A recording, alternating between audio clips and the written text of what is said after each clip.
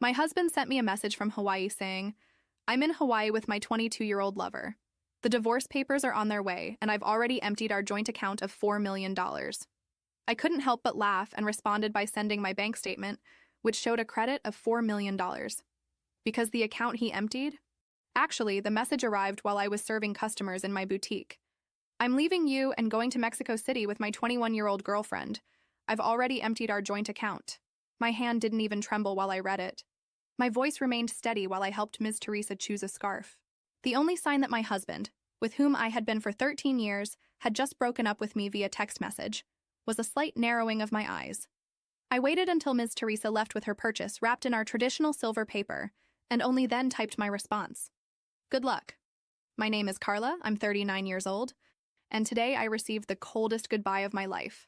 But while Armando probably felt like the king of drama, thinking I would be in tears over the betrayal, I simply calmly closed my boutique for the day. The signs had all been there for months. The late nights at work that didn't match his salary. The new passwords on his phone. Out of nowhere. The way he started going to the gym every day. Buying new clothes. Trying to look younger. I paused the video to say that part 2 is on the Juan Reddit channel. Let's go back to my story 4 months ago. I found a receipt from a fancy restaurant for 2 people. On the very night he said he was working overtime. That same day, I opened a new account at another bank. A week later, when he came up with the idea of joining our money to make things easier, I just smiled and said, sure. Meanwhile, I was transferring my personal savings to this new account. The joint account he just emptied had only enough not to raise suspicion. About 3 months of regular deposits. The rest, safely in my account, along with a detailed dossier of each of his suspicious movements over the past year. My cell phone vibrated again. Don't even think about begging. Lauren and I are leaving tomorrow. I'll send someone to pick up my things later. Lauren, the new receptionist, at his office. I met her at the company's end-of-year party. I saw how she laughed at Armando's jokes, how she touched his arm thinking no one was watching. Young enough to be his daughter. She responded. Let him think he won the first round. Another message. From Armando. In Mexico City. Let him enjoy the little show while he can. Another smart decision. Armando was so different back then. Before the midlife crisis transformed him into a walking meme. Today he wears shirts too tight for his already somewhat soft body. He desperately tries to fit in with younger colleagues at work. Using slang that sounds ridiculous coming from a 46-year-old man. The phone kept vibrating. More messages. Each one more arrogant than the last. I've been planning this for months. Lauren understands me like you never could. You'll be fine. Maybe you'll even find someone your own age. I already told my family. They support me. We grew apart. It's really no one's fault. I took screenshots of all the messages and saved them in my evidence folder. I let him keep talking. My lawyer is going to love this material. The confession that he planned everything. That foolish pride in having emptied our account. But it was the last message that really caught my attention. By the way, I used our joint card to pay for our tickets. And the hotel? Consider it my parting gift. Oh, perfect. I called the bank right away. Mrs. Gutierrez speaking. I need to report fraud and cancel a card immediately. Of course, ma'am. Can you tell me which charges? 3 first-class tickets to New York purchased today. A stay at the Royal Palm Hotel. And I also want to remove my husband as an authorized user. Do you have proof of the fraud? Yes. I have text messages from my husband admitting he used our joint card to book a trip with his lover after emptying our account. I can forward them. The attendant maintained a professional tone, but you could hear a hint of satisfaction in her voice when she confirmed the cancellation of the purchases. The next day, Armando and Lauren would arrive at the airport only to discover that the tickets were worthless. The hotel reservation, canceled. My phone vibrated again. Don't worry about the house. Worry. You can stay there until you find a smaller place. I laughed out loud. Did he really think he had any right to my grandmother's house? Had his ego inflated so much that he forgot whose name was on the deed? I know the store means a lot to you. We can reach a fair agreement for your part. My part of my store? The one that I created, that I funded while he complained about my overtime hours and said it was just a hobby. I poured myself a glass of wine. The one I had been saving for a special occasion. And this certainly counted. Tomorrow, Armando would get a lesson about property laws and separate assets. But tonight, I just wanted to enjoy the silence and start planning my next chapter. The next morning, my phone started popping with angry messages. What the hell did you do with the card? The airline won't let us board. The hotel canceled the reservation. Answer me. I put my phone on silent and went straight to my boutique. I arrived, as always, 15 minutes before opening. I turned on the lights, started the coffee maker, opened the display windows, and took a deep breath. I was calm, serene even, considering that my now ex-husband thought he had left me devastated. It was curious. He really believed I wouldn't see this coming. That I, Carla, with whom he had lived for 13 years, would swallow it all silently. Idiot. As soon as I prepared my coffee, I sent a short message to the person I knew would change the course of this story. Dr. Beatriz Vasconcelos, attorney specializing in property law, cold, practical, surgical. The answer came in 3 minutes. Bring everything. This afternoon. Without fail. I closed the boutique early. I put in my bag the black folder that I had been discreetly feeding for months. Every screenshot, every statement, every suspicious note, every card receipt that didn't match what he said he was doing. I had everything. And most importantly, he had left evidence of his own free will. I arrived at Dr. Beatriz's office with my head held high. She didn't smile, didn't praise my courage. She just took the folder, read in silence, and at the end said, "This here is a massacre." I signed the power of attorney. Why? I handed everything over. And I made it clear. I don't want a settlement. I want justice. And I want him to taste his own poison, drop by drop. 3 days later, Armando was officially notified. Litigious divorce, allegations of infidelity, misuse of common assets, fraud, abandonment of home, all with evidence. He responded as I expected, trying to play the victim. You're overreacting. It wasn't supposed to be like this. Lauren manipulated me. I was confused. We could resolve this peacefully. Resolved? Peacefully? After a message in the middle of my workday saying he emptied the account and went to Hawaii with his mistress? It was at that moment that I understood. The man had no shame, let alone character. 2 weeks later, Armando had his first real surprise. He discovered that the house he said he would let me stay in until I found something smaller was in my grandmother's name. And more, left to me in a will with a clause of intransferability and exclusive use. The second surprise came at the notary's office when he tried to question the boutique. He claimed that he helped, that he packed boxes, that he gave suggestions. Beatriz simply opened the records. Business registration in my name, lease agreement in my name, invoices, bank registrations, accounting, taxes paid, everything, absolutely everything in my name. You are not listed as a partner, sir. There is no contractual or employment relationship. But I helped, he insisted, his voice already faltering. Informal help does not constitute property rights, Mr. Armando, Beatriz replied, as dry as a razor. He lost it. He hit the table, spoke loudly, tried to accuse me of being calculating, that I was destroying his life out of revenge. And for the first time, I looked him in the eyes and responded, "Revenge is sending a message from Hawaii saying you're with a 22-year-old girl after stealing the joint account. What I'm doing is called justice. And the best part? With class." He got up and left, slamming the door. The last image I had was of him outside, in the hallway, yelling on his cell phone, probably trying to convince someone that he was the victim. Turns out, this time, no one was on his side. And me? I was just beginning to return everything he tried to take from me.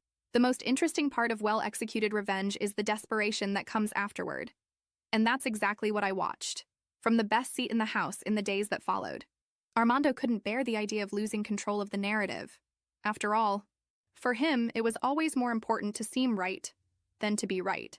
So, like the good narcissist that he is, he went to where he feels most powerful, the internet. Suddenly, posts appeared on Facebook with our old photos, captioned with phrases like, 13 years thrown away, and I no longer recognize the woman I married. On Instagram, he opened a new public profile with a bio that said, "Father, man of principles, victim of a broken heart." He just forgot to put a donation link in the bio. He started writing dramatic long posts, claiming to be emotionally betrayed, insinuating that I was cold, manipulative, and that I left him emotionally vulnerable, enough to fall into Lauren's arms, the young soul who gave him attention. He shared all this in city groups. Yes, groups. Those like Local Commerce, Neighbors of Santa Beatriz, even Tips for Women's Fashion and Aesthetics. This last one, an absolute disaster, considering it was administered by one of my most loyal customers. Oh, and she read everything. out loud, in a video. She made a point of saying that she had been shopping at my boutique for 8 years, that she knew my marriage inside and out, and that Armando never was good for anything except getting in the way. The video went viral. Others began to comment. Customers started posting photos shopping at the boutique with captions like "valuing strong women" or "buy from someone who had the courage to start over." My store began to receive more messages than ever. Appointments, compliments, orders. And me? I didn't need to say a word. Armando's sandcastle began to crumble. Lauren, who at first seemed so enchanted with the mature and well-traveled man, didn't take long to feel the weight of public shame. She was exposed in the comments, identified in the screenshots, criticized by colleagues, and then disappeared. Literally. One fine day, Armando posted a photo alone with the caption, "Starting over." The same day, her Instagram profile was deleted. Sources, and by sources I mean a friend who works at the same company, told me that Lauren requested a transfer to another department and blocked Armando on everything. He was left without his lover, without reputation, and worse, without money. His cards started getting declined. He tried to fill up his car and the debit was denied. He tried to have lunch at a restaurant and had to leave his cell phone as collateral while he ran to the nearest bank. Of course, he didn't know that all joint accounts and bank authorizations had been deactivated. Beatrice took care of that personally, and all the new passwords were safe. He sent me furious messages. "You left me with nothing. This is financial abuse. You will pay me for every humiliation." I read them, took a deep breath, and answered with a single phrase. "What's yours is safe. What was mine, you no longer touch." He disappeared for a few days, and I thought maybe he had learned his lesson. But Armando is the type who prefers embarrassment to dignity, and the embarrassment was just beginning. And then came the day of the hearing. I woke up early, calmly. I gave myself the right to prepare my own breakfast in silence with the playlist I liked, and without anyone complaining that the smell of my coffee was too strong, as Armando did every morning, as if the smell was the problem, and not him.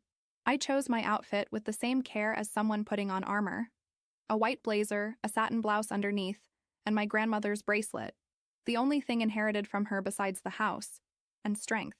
I arrived at the courthouse 15 minutes early, accompanied by Dr. Beatrice, who carried the folder of documents like someone holding the sword of justice. My posture was calm, my expression firm. No heavy makeup, nothing flashy. Just the image of a woman who knew very well who she was, and who had nothing to hide. On the other side of the hallway, there he was, Armando, in a poorly fitted dark suit, deep circles under his eyes, and a lost look. He was thinner, more worn out, more ridiculous. He had that defeated air of someone who realized too late that he lost a war that he himself declared. He tried to stare at me. I smiled politely and nodded with a slight wave. He lowered his eyes. The hearing room was full. Some of my friends made a point of being present.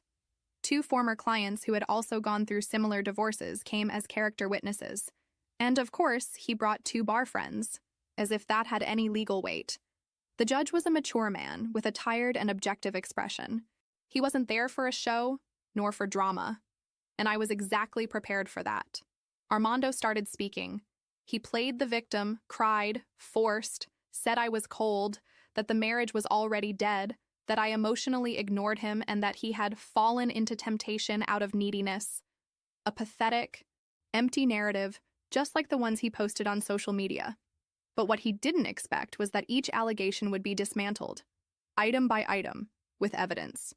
When Beatrice opened the folder and began to show the screenshots, statements, receipts, bank records, and the messages where he admitted planning everything with his mistress, the room fell into absolute silence. We showed that the joint account had been deliberately emptied. We showed that he used the card after abandonment, that he tried to simulate good faith after already setting up the scam. And the judge interrupted his defense with a comment that I still cherish today. "Mr. Armando, you were not a victim of emotional coldness. You were the perpetrator of a clear plan of betrayal, fraud, and attempted patrimonial subversion, and that has consequences." When the sentence was read, my shoulders relaxed for the first time in months. Divorce granted with fault attributed to him. No rights to the house, no rights to the store, compensation for moral damages and misuse of assets, compensatory alimony for the duration of the marriage, court costs, On him. I left the room with my head held high. Outside, people applauded me, literally. My friends, clients, some women I didn't even know, but who knew the story, gathered in the hallway and applauded as if I had won a collective battle. And in a way, I had. Armando came out a few minutes later, alone, with short steps, eyes on the ground.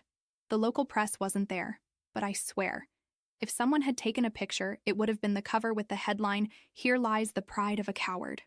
I got into Dr. Beatrice's car and let out such a deep sigh that even she smiled. "Is it over?" I asked. She shrugged, professional as always. "Legally, yes, but the humiliation, that's just beginning for him. And me? I was officially free." Over time, my life sorted itself out in a way that I wouldn't have imagined even in my best days. The boutique grew. I partnered with local designers. We launched our own line of accessories. I was invited to give a lecture on female entrepreneurship at a university. All this while the word Armando was, little by little, losing any weight in my memory. Until that day at the mall. I had gone to buy a birthday present for my neighbor's daughter. I walked into one of those small men's clothing stores, barely looking at the name, and came face to face with him. Armando. Behind the counter, with a badge hanging on his chest, a poorly ironed dress shirt, and a look so dim that it took him a few seconds to recognize me. When he did, he froze. For a moment, I thought he was going to pretend he didn't see me. But Armando never knew how to lose with dignity. So he smiled awkwardly and said, "Carla." I looked at him like someone looking at a shadow from the past. "Armando, what a surprise." I replied in a neutral tone, almost sympathetic. "Almost." "You look good," he said, as if asking permission to continue. "I'm great. And you? Working here?" He nodded, clearly embarrassed. "Yeah, I'm trying to start over. Things haven't been easy after everything." I feigned empathy. I fidgeted with a random hanger just to avoid maintaining eye contact for too long. "Good that you're trying, Armando. Starting over is important. Everyone deserves a second chance. For themselves, right?" I said with a delicate smile that hid the blade behind the phrase. He seemed to swallow hard. I wanted to apologize. Really, I was an idiot, a complete imbecile. I lost myself. "I know," I replied. Just like that. No flourish. He hesitated. "I don't expect anything, but if someday you want to talk, have a coffee." I gave a short laugh, without sarcasm, just tiredness. "Armando, you still think we're a misplaced comma that can be edited, but we were a closed chapter, and a shameful chapter. By the way," he remained silent. The store was empty. The air conditioner made an uncomfortable buzz. For a moment, I even felt sorry for him. But it was fleeting, because when you survive an emotional earthquake, the last thing you feel when seeing the epicenter is nostalgia. "I forgive you," I said. Looking into his eyes. "Really?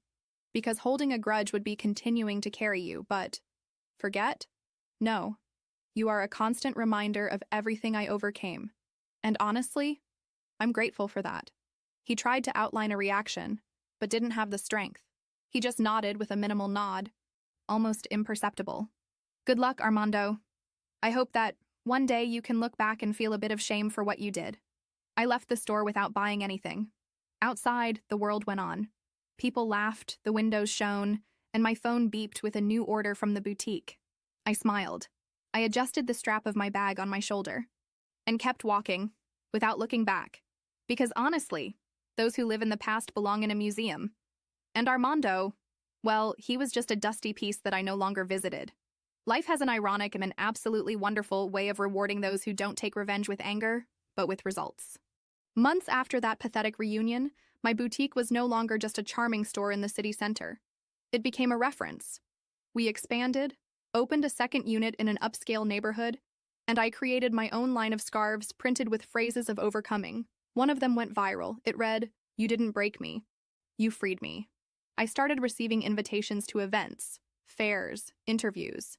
Women from various cities wanted to hear my story, and I told it, without naming names, how I started from scratch after financial and emotional betrayal, how I transformed pain into profit, anger into strategy, humiliation into strength. In one of these interviews, Liv, they asked me, "And do you regret anything?" I smiled, took a deep breath, only not believing in myself sooner. The audience applauded. The video hit more than 2 million views in a few days. I was called to lecture on female financial independence at universities, cultural centers, TV shows. Meanwhile, Armando? Well, reliable sources and discreetly well-informed told me that he was evicted from the apartment where he was living for non-payment. The car, which he used to try to maintain his image, was repossessed for default. The dramatic messages he used to send were replaced by silence. No more apologies, no new attacks. I think finally, he understood that whoever digs their own hole, sooner or later drowns in what they built. And me? I was living the best phase of my life. On the night of my 40th birthday, I sat with my closest friends at an elegant restaurant with a view of the city that I reconquered with my own hands. We laughed loudly, without guilt, each with her glass of sparkling wine, celebrating not only my story, but all women who managed to rise even when they tried to push them to the bottom of the well. One of them raised her glass and said, "We should toast to well-executed revenge." But I corrected her.